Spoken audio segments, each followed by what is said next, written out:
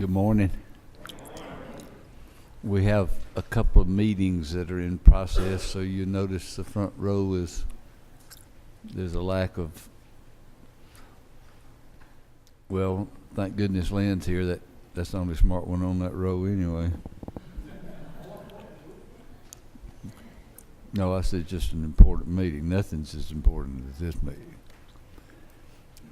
By the way,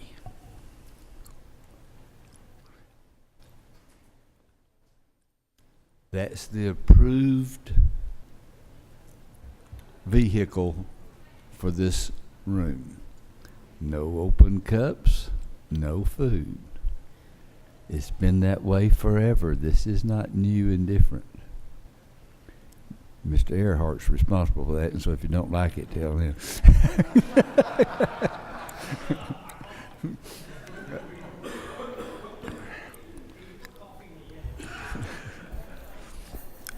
Okay.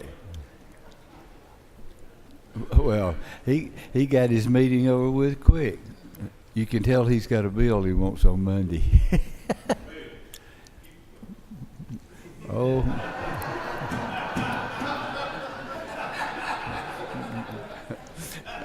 I'm worried about you keeping your place. Okay, y'all bow with me. Gracious Heavenly Father, again, we're asking you to forgive us of our sins. As much as we appreciated yesterday, boy, today sure looks good. Thank you for the sunshine. Thank you for the blessing of life. Lead us, guide us, let us do things that please you. Forgive us when we don't. And thank you for the grace that you always give. Ask these things in your Son's name. Amen.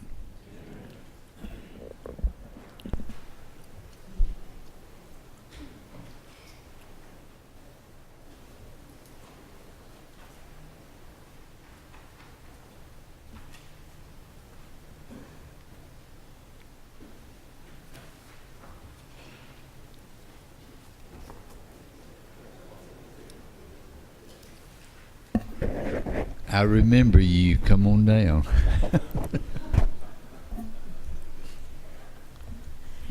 Thank you again, Mr. Chairman, for this opportunity to present House Bill HB 780.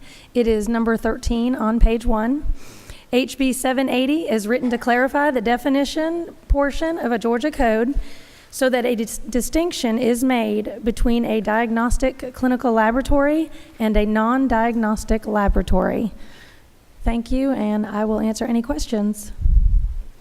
No questions, thank you. This is the third time you've been here, right? Yes, sir. You don't have to come back anymore on this bill. Thank you.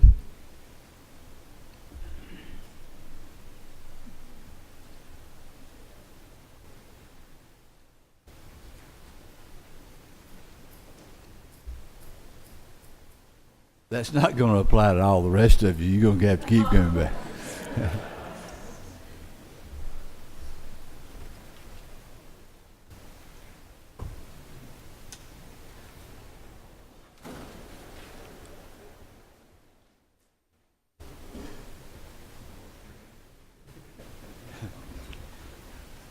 Ms. Clark.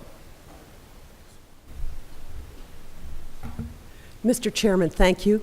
Ladies and gentlemen of the committee, I bring for your consideration House Bill 588. And our Walgreens and big box pharmacies at this time have an electronic logging system, and our grocery stores and independent pharmacists use a paper log. This bill calls for an electronic logging system across the board for pseudoephedrine sales, such as your Claritin D and your Allegra D. It will be free of charge to our pharmacies, and it will be the same system across the board. And this bill is supported by our Attorney General, the Sheriff's Association, the Georgia Drugs and Narcotics, and our local police departments and grocery store pharmacies. And I ask for your consideration on this bill. Mr. Parrish. Representative, I'm in agreement with the bill that you have, but as we've discussed, my concern would be if there's a cost to the local shopkeepers or the stores or whatever, and you tell me there's not, but there's nothing in the bill that says there can't be charges later, like transaction fees and maintenance of the software and this sort of thing. But you have assured me that before this bill, if it becomes law, it'll have that in there, right? Chairman Parrish, you not only have my word, but you have the word of our Chairman of Health and Human Services. So that will be taken care of, and I have checked with our president of the pharmacies, and he states that there is no transaction fee for those big box pharmacies now. In our surrounding states, all of our surrounding states have it, and there is not a transaction fee. We just want to make sure that doesn't occur. Sir, Thank it you. will be taken care of. Ms. Cooper, there's been a lot of talk about this bill. When do you have another committee? Tuesday, sir. Can you fix it so it doesn't have to be fixed on the floor or later on by another group across the hall? I want everybody on the same page, and I am getting a lot of If that's what the chairman would like, I'll be glad to do it, and then I'll ask it whenever the proper time is that you send the bill back to the Health and Human Services Committee. Ms. Clark, I think that to make sure that the bill gets through without any Question. and again, I'd like to have everybody on the same page with this thing. And so, Madam Chair, if you would, now would be the appropriate time. Let's just go ahead and. Thank you. Mr. Chairman, I request that you remove House Bill 588 and return it to the Health and Human Services Committee. Okay. We've got that request, and I'm going to grant that, and then y'all work this thing out. Thank you, Mr. Chairman. Ladies and gentlemen, thank you so much.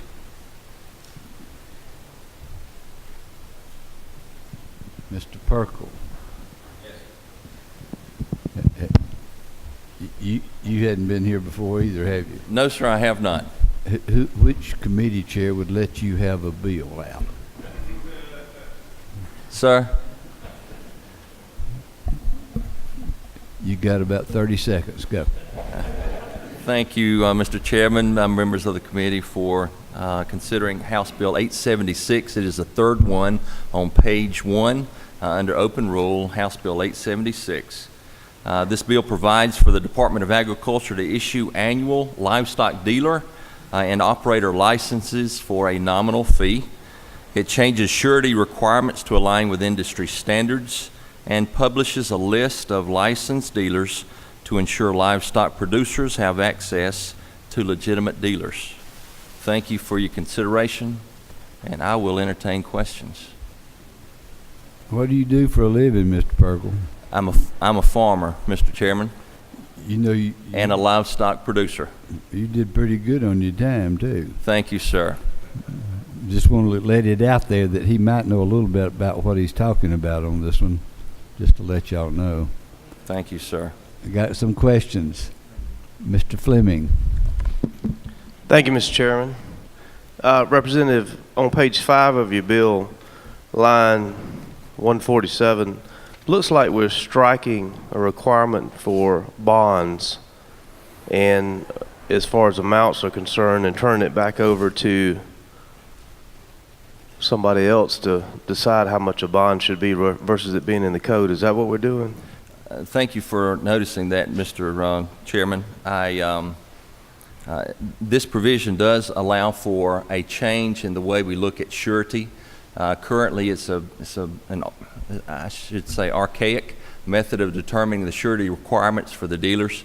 The industry standard, the gold standard, is the USDA's packers and stockyards, and that's what everyone really goes by. And it's the industry standard throughout the industry, and that's really a departmental change for this legislation. So how are we going to decide how much a bond should be for these people?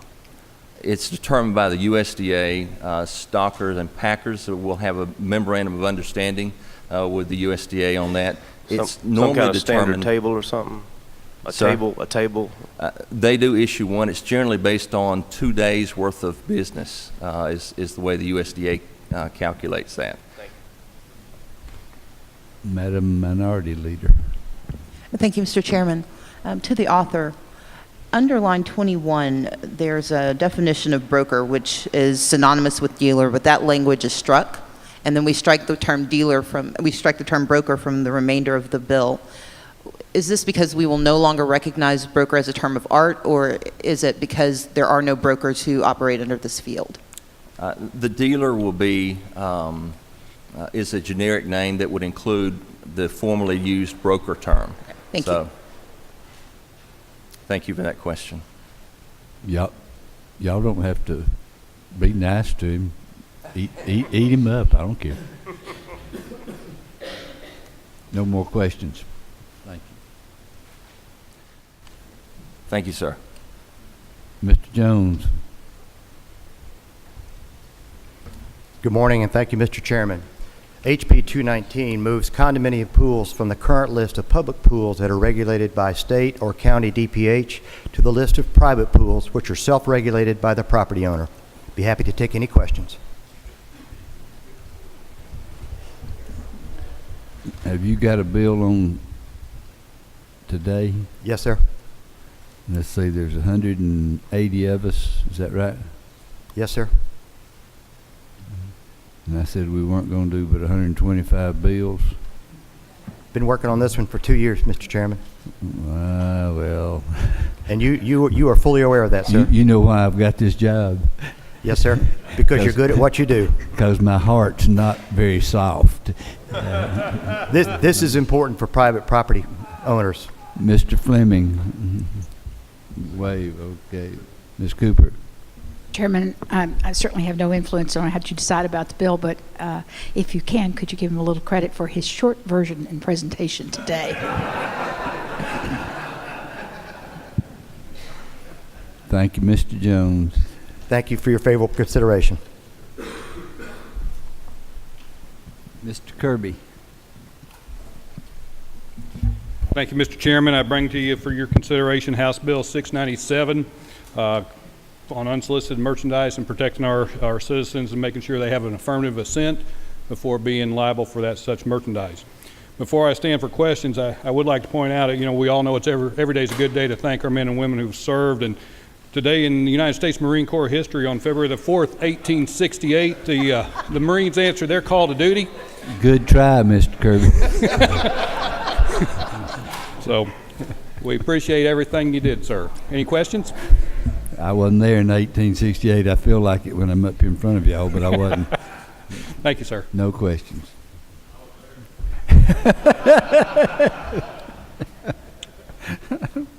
Ms. Quick.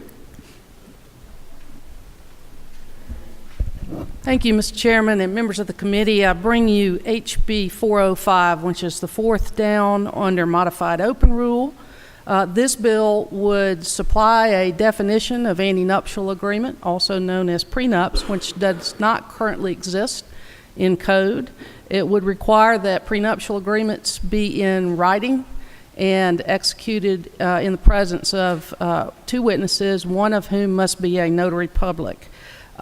This would provide some certainty for bench and bar in this area and eliminate some current confusion in the case law, whereby the appellate courts have distinguished between agreements in contemplation of marriage and agreements in contemplation of divorce and created a difference in that area. Mr. Chairman, I'll be happy to answer any questions. Any questions, Ms. Quick? Thank you. Thank you, sir. Mr. Turner. Thank you, Mr. Chairman, members of the committee. I bring before you HB 538. It's at the top of the page under open rule.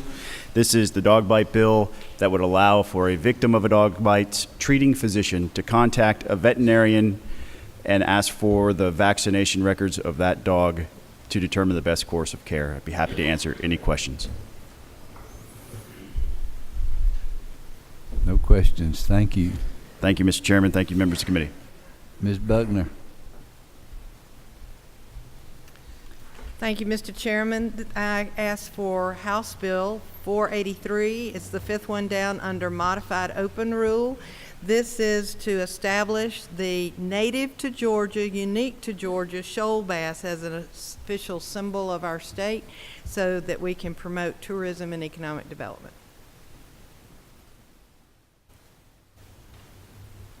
Go ahead and tell them about the three rivers down there. Let them know that this fish isn't everywhere. I couldn't hear you. I apologize. What three rivers? It's the Flint, Chattahoochee, and the Ocmulgee.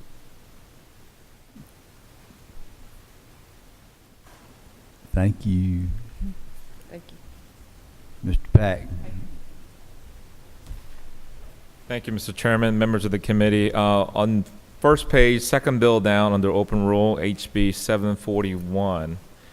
This bill seeks to reset the start times for the term of court of the Supreme Court and the Court of Appeals. Basically, they're requesting a readjustment in conjunction with, or something that's a little bit more congruent with the school year. Apparently, the term of court is generally set to tell you when the decisions has to be made by the court. And as it stands right now, the time period and the deadlines falls right before or during or after the times when the staff's children are out of school. So it's putting a little stress on their schedule to get all the work done. So the Supreme Court and the AOC has requested that we moved up the term approximately 4 weeks in one term and 2 weeks in the remaining terms. Any questions for Mr. Pack? Thank you. Thank you very much. Mr. Harrell. Mr. Chairman, if I could move at the author's request to send House Bill 579 back to committee. All right, we got moved and second. Everybody okay with that? Mr. McCall has requested that that one be sent back. Any opposed? Okay. All right. Members of the committee, Mr. Rogers. Talking about me? Yeah. Thank you, Mr. Chairman. I do have one bill, if I can find it. 193. 193, I'm sorry. House Bill 193 is the Life Insurance Consumer Disclosure Model Act. We've been working on this, and all it simply does is protect the agent from any retaliation from the insurance company. It was a 3-page bill or 3.5 page. Now it's only a 1-page bill, so I think it's been fixed. So. Okay. Mr. Earhart. Now that you're able, Assistant and the Majority Leader know to check with you when you need a bill on the rules calendar. I think we can now ask for this legislation. House Bill 775. Boy, that's a real good bill. I tend to agree, Mr. Chairman. This is an optometric measure, and the continuum of those is not one of those that's controversial. This will protect our current statute with respect to not allowing those who are out of state to prescribe optometric services over the internet app by measuring your shoe size. So I'd ask your favorable consideration.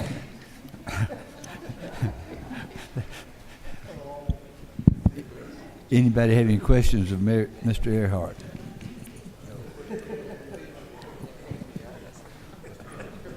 Mr. Golick has questions. Just a very brief one, Mr. Chairman.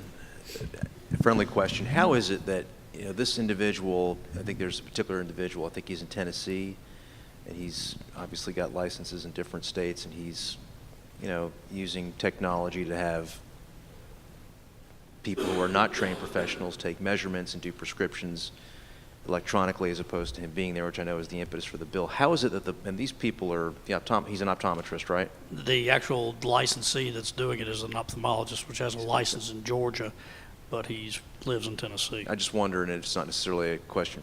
No, I understand. I'm expecting an answer right now, but I just wonder how it is that the board can look at this, see this licensee and what he's doing, and not have a problem with that. Have they addressed that just anywhere along the way? I'm not aware of that. That's a great question, and I would assume that board is probably going to look into this type of thing. I will state, too, that this has a complete exception for the telemedicine that's out there that is performed under protocols, under state statutory advisement and that type of thing.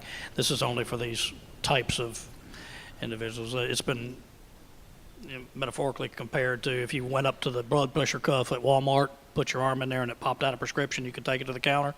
That's really not where we want to go with our public health and safety. Well, thank you for the bill. Mr. Willard. Thank you, Mr. Chairman. I asked for the House Bill 759, and this came to me through the Credit Union Association of Georgia. They do much the same type of work, of course, the banks do. This is an older law that recognized that in banks' case, the drafting of notes and security instruments, for notes, et cetera, would not constitute the practice of law. Of course, they do that in all the banks. And it has not addressed the same type of thing as far as credit unions, so we changed the definition from just saying banks to also financial institutions as defined in the current law, which includes banks, savings and loans, and credit unions. Any questions? No questions. Thank you. Thank you. Ms. Cooper? Thank you, Mr. Chairman. I would like to ask for the lactation consultant bill again. That's House Bill 649 under modified open rule. And I would also like to put my name by House Bill 780.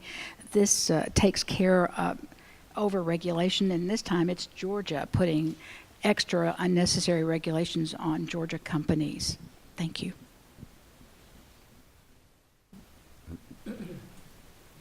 Mr. Powell?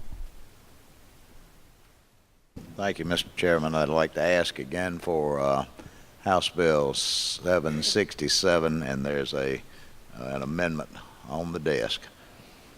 This was the legislation I had talked about yesterday that adds utility vehicles and such to the safety requirements that people have to slow down or get into the other lane when they're passing them. Try to save a few lives. What does the amendment do? The amendment, Mr. Chairman, because there was two code sections that dealt with this, you had the emergency vehicles in one, and you had the garbage trucks that was added last year in a different code section. We had to change this around so that we put it sort of made uniformity in this. This falls under the emergency vehicles, and what we've done in the amendment is we've dropped the fine on these to no more than $250, where the emergency vehicles and law enforcement is less than $5 or less. And by deleting the word sanitation, that leaves the sanitation trucks in their own specific code section. Something near and dear to Mr. Harrell's heart. While he's up here prodding me as we talk, I tell you what, let's do. Let's go ahead and vote on the amendment, and it's just to approve the amendment to go on the floor. The floor is where this amendment will be. You have a motion and a second. All those in favor signify by aye. Aye. Any opposed? Okay.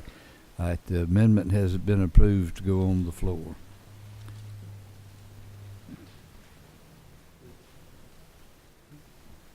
Mr. Dixon? Just wanted to put my name beside House Bill 759, please.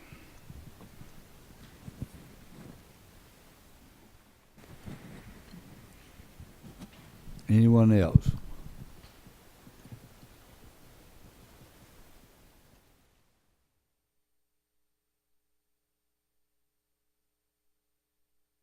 Okay. We're going to set the calendar. This is for Monday. This is Monday's calendar. Under modified open, HB 649. Any opposed? So, under a modified open, HB 780. Any opposed? So, under modified open, HB 759. Any opposed?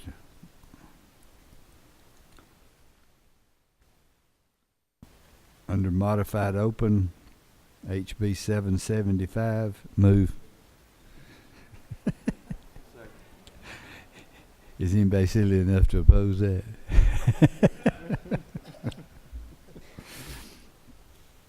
Okay. Under modified structure, HB 737. Any opposed? So, under modified structure, HB 767. And as we have an amended, but is taking an amendment with it.